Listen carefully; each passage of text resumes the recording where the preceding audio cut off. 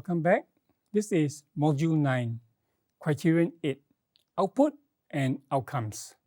This criterion is all about showing the achievement results of the program, how well it has done in about the last 5 to 10 years. There are 5 requirements for this criterion. The program is to show its rate of students graduating, employment rate, or those who choose to go for further studies. What are the research and other creative work output of the program? In addition to providing numerical output data, the program is required also to provide outcome data on, at times, intangible benefits. Data from satisfaction surveys are also reported under Criterion 8. The collation of data on pass rate, dropout rate, and time to completion. This is important for several reasons. Why are some students not able to complete a degree program or not able to complete it on time? Does it have to do with the quality of the teaching? Is it because they have failed in some courses and need to retake them in the following year? Or did they enter into a program for which they were unprepared? Or is the program not what they think it would be? It is not what they said in the promotional material. Or could it be due to external reasons, for example, family and/or financial reasons? Whatever the reasons are, they need to be investigated. If the issues are under the control of the program, then what is the plan to rectify? As mentioned previously, dropouts are, in a sense, wasted resources for the program. Resources that could be better spent on other students who see their way through the entire program. Information on employment of the graduates may be considered as an output type of data. What percentage are able to obtain employment within 6 months of graduation? What percentage went for further studies? An interesting issue would be to look at underemployment, or the extent to which a graduate's skills are underutilized or not commensurate with the actual training. For any survey result reported, it is important to look at the response rate. A low rate of return or few responses might indicate low data validity. One last point on this slide. Often, data on employment is taken at the national level. Click on the link at the bottom of the slide. It shows university graduate employment figures for Singapore. The information can be cut in many ways: by degree type, by employment sector, a look at the top 10%, a look at the median, and so on. Employment data may be used as a benchmark. Just as there are myriad types of employment data, there can also be many formats and types of creative work output. The most common would be the number of research publications, from conference publications to journal publications, to book publications, and so on. Other indicators include the number of awards garnered by staff and by the students, the number of research projects completed, the number of patents or copyrights filed, the number of citations, first, second, or lower order authorship. The list goes on. Even sophisticated indicators, for example, SciVal, H-index, are at times reported. The next 3 slides show information of a different type. Information from satisfaction surveys. The surveys can be regarding the campus grounds, how clean they are. They can concern campus security, or they could be about the classrooms, the library services, and so on. Stakeholder satisfaction surveys are a benchmark of the level of services provided by a university. Usually, data for the past 5 years are reported. Why 5 years? Well, generally because the reporting of any initiative that is older than 5 years would be less than meaningful for the present time. Many things can change after 5 years. That is also to say, the more recent the data, the more relevant it is. In terms of trending interpretation, 3 cycles or 3 periods of data would be a minimum to discern any trend, but more cycles would be better. Data in a university setting can be gotten from a range of stakeholders. Feedback from students predominate, usually regarding the quality of the teaching, facilities, and their supervision. Feedback from prospective students and parents would likely concern university open houses, promotion literature, social media outreach, and talks.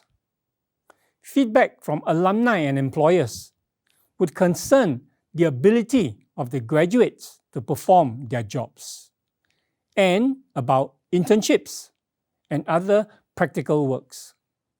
Alumni and employers also provide feedback in the very important area of curriculum revision. Now, let's take a step back and look at the entire cycle from Criterion 1 to Criterion 8. Criterion 1 covers the expected learning outcomes, or what employer stakeholders demand of the graduates. From the ELOs, the graduate competencies, the detailed learning outcome from all the courses, and broadly, the curriculum are designed. Next, the practical work of doing the teaching and learning and the assessment are carried out. The results of the teaching and learning are analyzed. Feedback from students and other stakeholders are considered. The process is standardized across the entire program, and improvements are made when necessary. And then the cycle begins anew. This is how the program outcomes are achieved. We can see the same cycling effect from a slightly different perspective.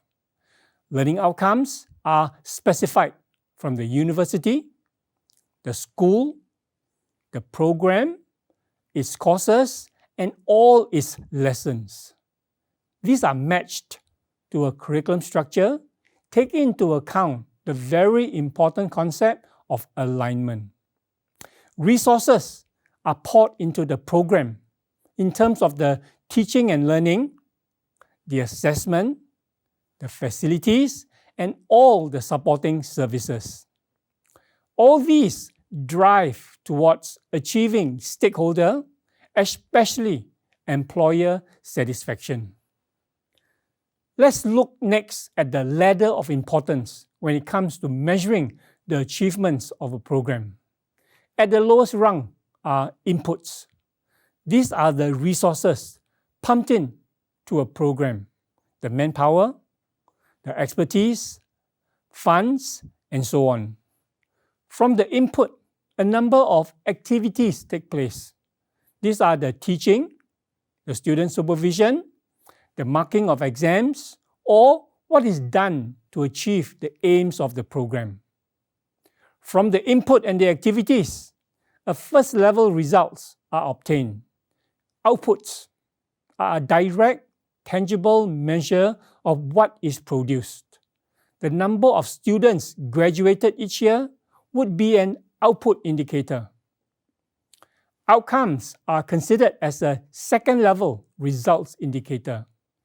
Outcomes require a deeper level of measurement in order to gauge their positive effects, and it usually takes some time before outcomes can be measured. The example here would be not only the number of graduates produced by a program, but also its quality. Quality in terms of the salaries attained. The assumption here being that higher salaries indicate better jobs and that the program has produced better graduates. Impacts are a third-level results indicator, often measured only after a long period and are also difficult to quantify. For example, tracking a group of graduates 10 to 20 years after completing the program. How has the program impacted their lives? Are they better citizens? Do they still hold true to the value and philosophy taught in the program? Impacts are the most lasting consequences of any teaching activity. The next 4 slides present on the importance of obtaining feedback. We have all heard of the saying, we learn little from talking with happy customers. We learn much from talking with unhappy customers. Because unhappy customers are the ones who can tell us how to improve. Students are customers when it comes to providing a high level of teaching competency. Similarly, for the support services provided to them. Feedback is important for a number of reasons. To help improve the delivery of the program. To measure eventually how satisfied the employers are with the graduates. In a sense, the employers and society are the ultimate customers of a university. Or, to put it differently, if we do not improve from feedback, our competitors will. And we may eventually find ourselves left out or be overtaken by other programs. Feedback is a key to continual improvement. Some would say that feedback is necessary for survival. Feedback at a university can take place through many channels. Short 2-minute face-to-face surveys can take place in canteens or hallways. It used to be that mail-in surveys were popular, but this has given way to computer-based online surveys. For those who can't be caught online, evening telephone calls is sometimes done. A focus group discussion is where 5 to 10 specially chosen respondents come together to provide detailed information over an hour-long session. A third-party respondent would be one who was not involved in a provider-client transaction, but had viewed the transaction from a vantage point. A parent might be considered a third-party respondent to university services. And Gemba means to go to the actual place of where something is happening, to observe, to listen, to record what is happening. Principally, at the university, the following feedback channels predominate. End of semester online surveys on course performance are common and at times mandatory. Students also complete exit surveys at the point of graduation. Tracer studies will be geared towards more medium-term and long-term information tracking and updating to see where graduates are 5 to 10 years down the road. Dialogues are also common with employers and alumni invited to department meetings to give input on possible curriculum revisions. For the criterion on output and outcomes, we touch on several broad areas of results data collection. We started with collecting data on graduation and employment statistics. Then we moved to getting stakeholder satisfaction information through surveys. These information tell us where a program stands. A different source of comparative information can be gotten from benchmarking. Benchmarking is used to measure performance that can be compared apple for apple against similar programs. It can be carried out against a unit within the same university, or compared against a unit in another universities. There are various kinds of benchmarking. Work processes can be benchmarked, and this would be similar across programs. For example, what is the process of designing lecture notes? Some departments make this a team effort. Others are designed by individual lecturers. Which is more efficient? Benchmarking can be done in functional areas. Library services, for example. What are the procedures for book loan? Which are more efficient? Performance benchmarking is probably the most common type in use and often to compare against others. Which universities have the higher research output? Which universities score higher in terms of stakeholder satisfaction? And finally, best-in-class benchmarking is a special class of performance comparison where one's standards are matched against whoever or whichever organization performs the best in that work process or function. And finally, benchmarking can be performed within a university itself. It can be compared against other universities in the country, or it can be compared internationally. A good example of this would be university ranking models. The QS World University Ranking and the Times Higher Education World University Rankings are two widely used comparison models. They are detailed and provide data on the merit of university and program performance indicators. In Module 2, Criterion 1, Expected Learning Outcomes, programs are to show how their broad outcomes have been achieved. This feedback is gotten from those who hire the program's graduates and also from the graduates themselves. Preferably, this information is collected at least 6 months into the job. For Criterion 8, feedback is gotten from students and from the teaching staff on whether the individual assessment components have achieved their learning outcomes. For example, how has Homework 1 contributed to achieving ELO 1, ELO 2, and so on. Similarly for each project, each test, and each examination. This information provided here can be very detailed. Program achievement data can also be qualitative in nature. For example, students may be asked, "You are now at the point of graduation. In your opinion, how has 4 years of studying this program prepared you for your upcoming job?" Or, "Describe how your internship at ABC company has illuminated your thinking of what it is like to work for a company after graduation."